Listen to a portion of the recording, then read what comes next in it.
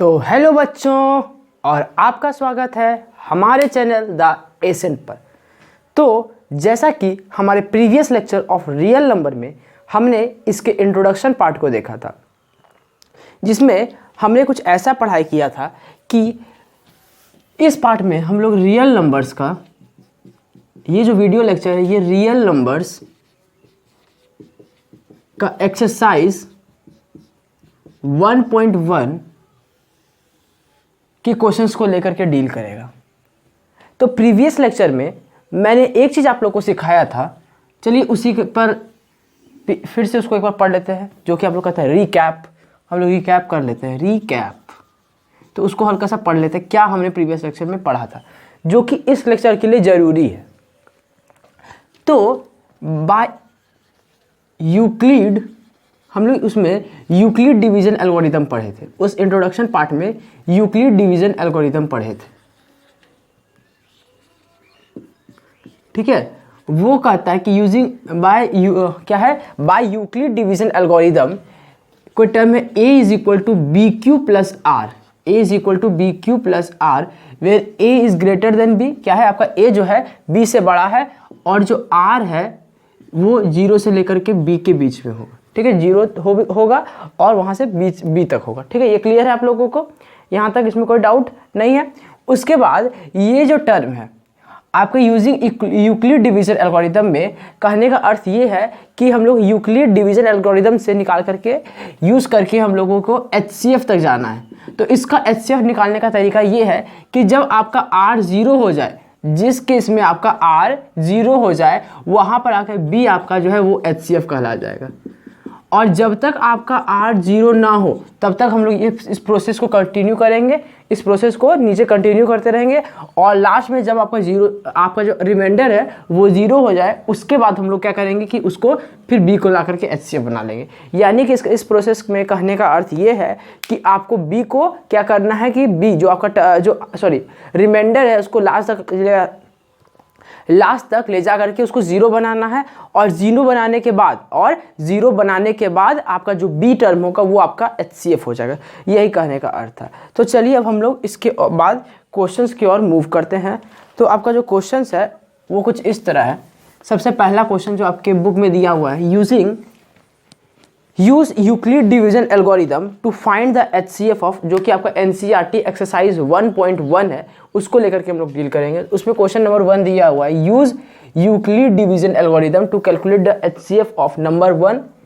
क्या दिया हुआ, 135 एंड 225। तो इसमें पहले हम लोगों को पता करना है किसको A मानना है और किसको B मानना है, ठीक है। इसमें पता करना है हम लोगों के किसको A मानना है और किसको B मानना है। तो इसका सोल्यूशन पार्ट की ओर मूव करते हैं। इस तरह का क्वेश्चन हम लोग प्रीवियस लेक्चर में एक कंप्लीट भी किए थे। तो उस टाइप का क्वेश्चन में हम लोग को क्या करना होता है कि कुछ इस तरह कि हमको पता है कि 225 इज ग्रेटर देन कितना, तो 135। तो हम कह सकते हैं ये आपका A हो गया, ये आपका B हो गया। अब हमको क्या करना पड़ता था कि A को आपके B के मल्टीपल्स के टर्म में लिखना था। यानी कि 225 इज इक्वल टू 135 इंटू कितना बार, तो 1 बार कर सकते हैं, प्लस कितना हो जाएगा, इसको मैक्सिमम टाइम जितना बार आप ले सकते हैं उतना बार टाइम्स आप कर सकते हैं, ठीक है। ये हो जाएगा आपको 135 इंटू 1 प्लस क्या बोलते हैं, कितना होना चाहिए यहाँ पर, हाँ तो 90, ठीक है। ये क्लियर है। उसके बाद देखिए आपका रिमाइंडर यहाँ क्या 0 बन रहा है। जब तक आपका रिमाइंडर 0 ना हो जाए तब तक ये प्रोसेस कंटिन्यू करेंगे। यानी कि इस जगह ये रिमाइंडर नहीं 0 बन रहा है, तो इसको हम लोग B मान लेंगे नेक्स्ट टर्म के लिए, और इसको A। तो क्या हो जाएगा आपका 135 is equal to 90 into 1 plus 45। Clear है, 90 इंटू 1 प्लस 45। तो अब भी हम देख सकते हैं कि यहाँ पर जो आपका रिमाइंडर है वो क्या है, 0 नहीं है। तो ये जो है B बन जाएगा नेक्स्ट टर्म के लिए, और ये आपका A बन जाएगा। तो हम लिख सकते हैं कि 90 is equal to 45 into 2 plus 0। तो बताइए ये जो 0 है, अब क्या आपका रिमाइंडर देखिए क्या आ रहा है, 0 आ रहा है, और ये आपका क्या बन जा रहा है, तो ये जो होगा B पार्ट, अब ये जो होगा B इसके लिए, जो इस पार्ट के लिए जो B था इसका, तो वो क्या बन जाएगा आपका HCF। यानी कि HCF आपका इस केस के लिए क्या बन जाएगा, तो HCF आपका हो जाएगा 45। क्लियर है, आपका HCF कितना हो जाएगा, तो 45। अब इस क्वेश्चन नंबर 1, अब क्वेश्चन नंबर 2 में मूव करते हैं। क्वेश्चन नंबर 2 में क्या है, 196 एंड 38220 196 एंड 38220। ये क्वेश्चन तो आसान है, सेम टाइप का क्वेश्चन है, वही चीज़ हम लोग को यूज़ करना है। अब इसके बाद नेक्स्ट क्वेश्चन में क्या है, 867, थर्ड क्वेश्चन हम बनाते हैं 867 एंड 225, 867 एंड 225। तो ये वाला क्वेश्चन में क्या करना है, तो फिर से वही करना है, सेम हम लोग रूल अप्लाई करना है कि a is equal to B Q plus R के फॉर्म में लिखना है, और r जब तक आपका जीरो ना हो जाए, जब तक आपका r जीरो ना हो जाए तब तक ये प्रोसेस को कंटिन्यू करते रहना है, और जिस केस में r आपका जीरो हो जाए वो पार्ट का b जो है आपका वो क्या बन जाएगा, आपका HCF बन जाएगा। यही इसका मेन फॉर्मूला है। तो हम लोग क्या लिखेंगे कि सोल्यूशन पार्ट में आप इसको खुद से पहले ट्राई कर लीजिए, वीडियो को पॉज कीजिए और खुद से एक बार दो बार ट्राई कर लीजिए कैसे बनाएंगे। तो चलिए, हमको लगता है आप लोग ट्राई कर चुके हैं, तो लिखेंगे 867 इज ग्रेटर देन 225। तो क्या लिख सकते हैं, अब 867 को किसके टर्म में लिखना है, तो 225 ये ना क्वेश्चन में, हाँ 255 है, 255 है क्वेश्चन आपका, ठीक है, ये आपका क्वेश्चन है। तो बताइए 255 को कितना बार मल्टीप्लाई करें कि लगभग इसके बराबर आ जाए, तो मुझे लगता है 3 बार। 255 इंटू 3 कितना हो जाएगा, 15 हाथ में 1, 16 हाथ में 1, एक 765, ये आपका आ रहा है मतलब कितना बार से, 3 बार से। तो 867 माइनस 765 ये आपका होना चाहिए। 255 माइनस तो क्या हो जाएगा 2, यहाँ पर हो जाएगा कितना 102, यानी कि कितना हो गया, कितना बच रहा है, तो 102 आपका बच रहा है रिमाइंडर में, ठीक है। तो अब हम देख सकते हैं कि आपका रिमाइंडर कितना बच गया, तो रिमाइंडर जो है आपका 0 के बराबर नहीं हुआ, इसलिए ये आपका सेकेंड टर्म के लिए b बन जाएगा और ये a बन जाएगा। यानी कि अब हम लोग को 255 को 102 के मल्टीपल के टर्म्स में लिखना है, यानी कि 102 इंटू कितना कर सकते हैं, मैक्सिमम 2 टाइम्स, यहाँ कितना हो जाएगा 204, यानी कि कितना आ जाएगा 204, ऐसे माइनस करते हैं कितना आ जाएगा आपका, हो जाएगा 51, यानी कि क्या हो जाएगा प्लस 51 आपका रिमाइंडर बच रहा है। तो अब हम देख सकते हैं कि आपका रिमाइंडर जो है वो क्योंकि 0 नहीं है, इसलिए ये सेकेंड टर्म के लिए b बन जाएगा और ये जो है आपका a बन जाएगा। आप लोग को एग्जाम में ये सब नहीं लिखना है, ठीक है, आप लोग को एग्जाम में ये सब नहीं लिखना है, बस समझाने के लिए आप लोग को बता रहे हैं। अब हम लोग क्या करेंगे कि 102 को क्या लिख सकते हैं 51 के टर्म्स में, तो यस 51 इंटू 2 करेंगे तो कितना आ जाएगा 102, और प्लस क्या आ रहा है 0। तो आप देख सकते हैं कि इस केस में आपका रिमाइंडर क्या हो रहा है 0। तो हम क्या कर सकते हैं, ये जो आपका 51 है वो क्या बन जाएगा, जो आपका b है वो आपका क्या बन जाएगा HCF, यानी कि HCF is equal to 51 and that's your answer. Clear है, इस टाइप का कैसे क्वेश्चंस आप लोगों को बनाना है, एकदम क्लियर है, बिल्कुल क्लियर है, बिल्कुल क्लियर है। तो इस टाइप का क्वेश्चन में हमको लगता है कोई अब दिक्कत नहीं आना चाहिए आप लोगों को। तो चलिए अब हम लोग क्वेश्चन नंबर 2 की ओर मूव करते हैं। क्वेश्चन नंबर 2 कुछ इस तरह कह रहा है कि so that any positive odd integers in the form of 6q + 1, 6q + 3, 6q + 5 where q is some integer. क्या बोल रहा है, क्या कि आपका कोई जो है 6q + 1 को, 6q + 3 को और 6q + 5 को आपको दिखाना है कि वो आपका ऑड इंटीजर है, कैसा पॉजिटिव ऑड इंटीजर है, आपको ये शो करके दिखाना है। तो हम लोग यहाँ पर भी यूजिंग यूक्लिड डिवीजन एल्गोरिथम के से ही बनाएंगे।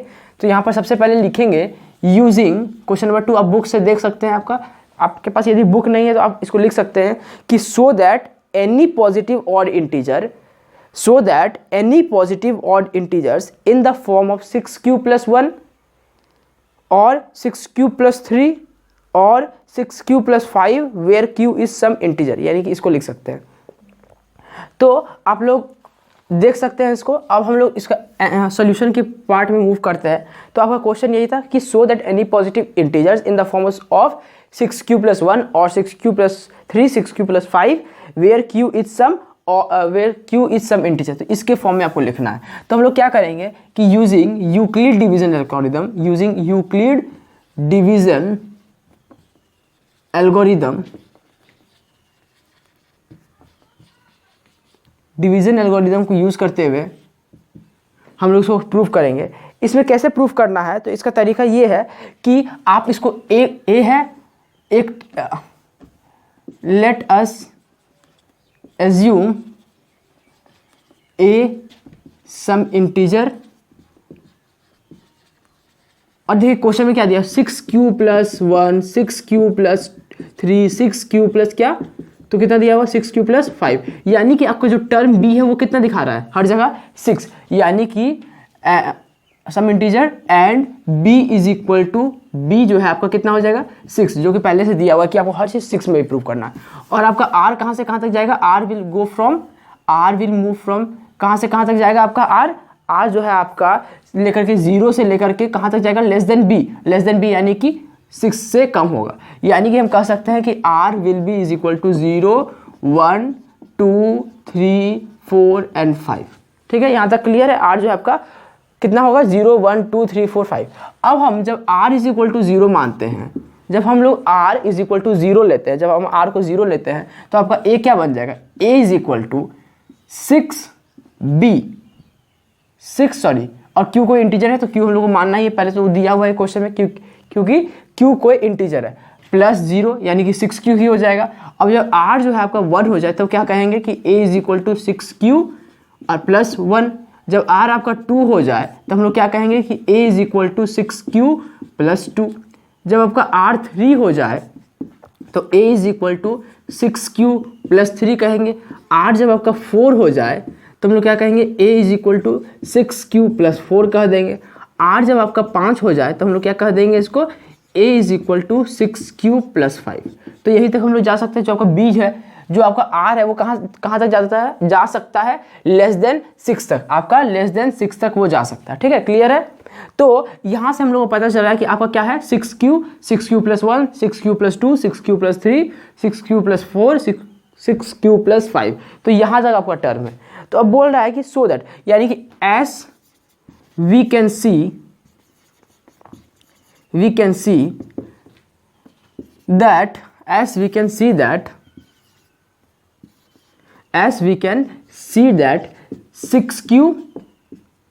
6q plus 2 and 6q plus 4 are positive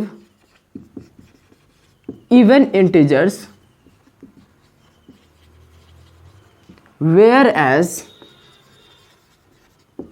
6q plus 1, 6q plus 3 and 6q plus 5 are odd, या लिख सकते हैं पॉजिटिव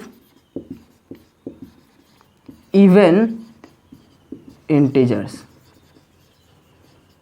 ठीक है, क्लियर है कैसे बनाना इस तरह का क्वेश्चन को। बस यही स्टेप आप लोगों को फॉलो करना है और कुछ नहीं। यदि आप ये स्टेप फॉलो करते हैं तो आपका एक भी मार्क्स नहीं कटेगा। ठीक है, तो यही आप लोगों को फॉलो करना है इस स्टेप को।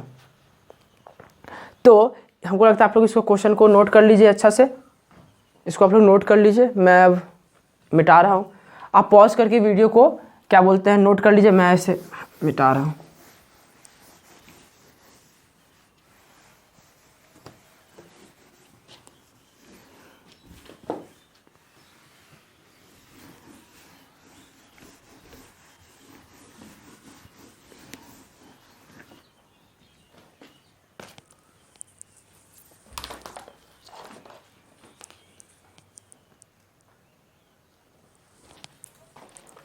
हाँ, तो आपका नेक्स्ट जो क्वेश्चन है वो क्वेश्चन नंबर 3 कुछ इस तरह है कि एन आर्मी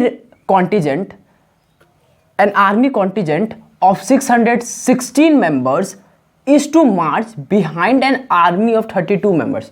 यानी कि एक आर्मी कॉन्टिजेंट है, जितना इसमें कितना मेंबर्स है, 660 मेंबर्स है, और उसको 32 मेंबर्स वाले आर्मी से पीछे चलना है। ठीक है, in a parade the two groups are to march in same column. अब क्या है कि दोनों ग्रुप को सेम कॉलम में मार्च करना है। ठीक है, तो सेम कॉलम में मार्च करना है। तो बोला what is the maximum number of column in which they can march. अब बोल रहा है कि मैक्सिमम नंबर ऑफ कॉलम।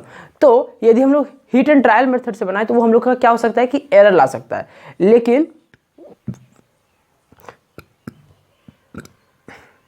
लेकिन यदि हम यहाँ पर क्या यूज़ करते हैं, डिवीजन एल्गोरिदम, यानी कि कौन सा, यूक्लिड डिवीजन एल्गोरिदम निकालते हैं, तो उससे क्या होता है कि हमारा ये जो प्रोसेस है ये आसानी से कंप्लीट हो जाता है। यानी कि यदि हम लोग इस टाइप का क्वेश्चन मिले कि मैक्सिमम नंबर ऑफ कॉलम बताइए दोनों जब मार्च कर सके, या मैक्सिमम नंबर आपका जो एनसीईआरटी है उसमें एक एग्जाम्पल है जो कि आपका एग्जाम्पल नंबर 4 है, जहाँ पर एक स्वीट सेलर का एग्जाम्पल है कि क्या बोला है कि मैक्सिमम नंबर ऑफ बर्फीज, यानी कि उस क्वेश्चन जहाँ पर भी बात करें कि मैक्सिमम नंबर ऑफ बर्फी कैसे आप अरेंज कर सकते हैं कि एरिया कम हो जाए, तो इस टाइप का क्वेश्चन में लोग क्या करना है कि डायरेक्टली जब मैक्सिमम नंबर ऑफ कुछ भी पूछे तो उसमें क्या करना है कि आपको क्या करना है, सिंपली यूक्लिड डिवीजन एल्गोरिथम से आपको क्या बोलते हैं एचसीएफ निकालना है, और जो आपका एचसीएफ होगा वही आपका क्या होगा, इसका आंसर होगा कि वही नंबर ऑफ कॉलम हो गया, वही नंबर ऑफ क्या बोलते हैं रोज में आप अरेंज कर रहे हैं, या वही नंबर ऑफ क्या बोलते हैं ऐसा अरेंज कर रहे हैं कि आपका एरिया कम हो जाए। ठीक है, यानी कि सिंपली हम लोग कह सकते हैं कि मैक्सिमम नंबर ऑफ कुछ भी पूछे, मैक्सिमम नंबर ऑफ क्या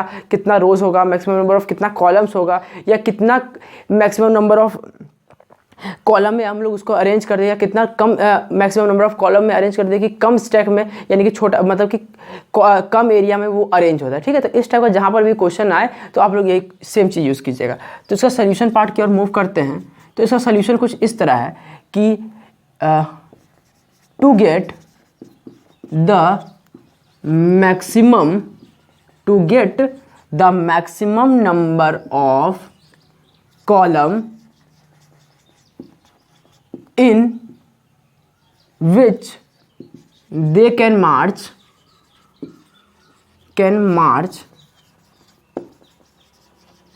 is HCF of किसका HCF निकालना होगा, 616 और 32 का आपको HCF निकालना है।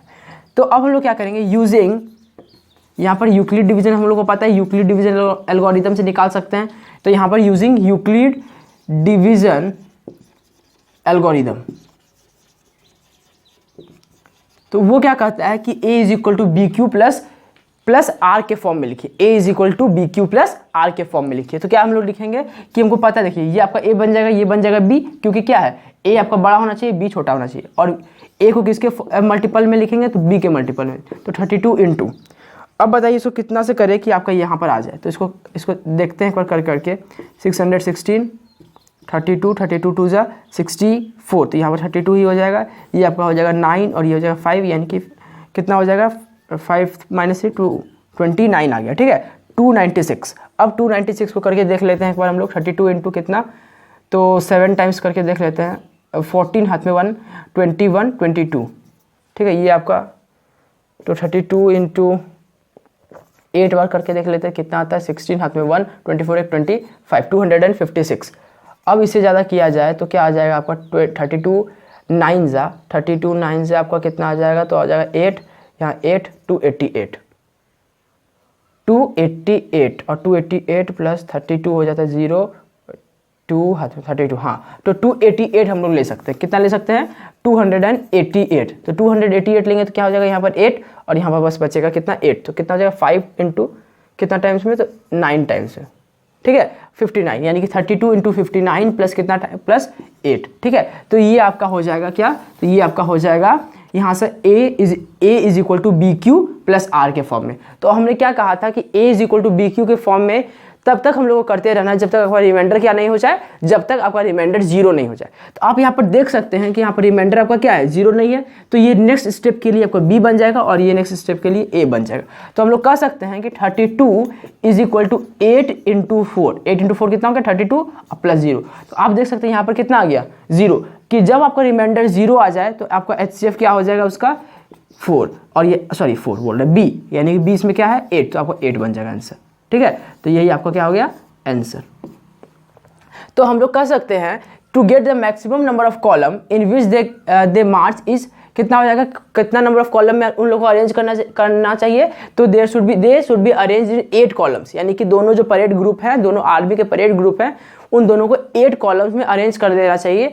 तब वो लोग क्या होंगे कि मैक्सिमम नंबर ऑफ क्या बोला है कि what is the maximum number of columns in which they can march, यानी कि मैक्सिमम नंबर ऑफ कॉलम कितना होगा आपका, तो 8 हो जाएगा। ठीक है, क्लियर है, इसमें कोई दिक्कत नहीं है। अब हम लोग नेक्स्ट क्वेश्चन की ओर मूव करते हैं।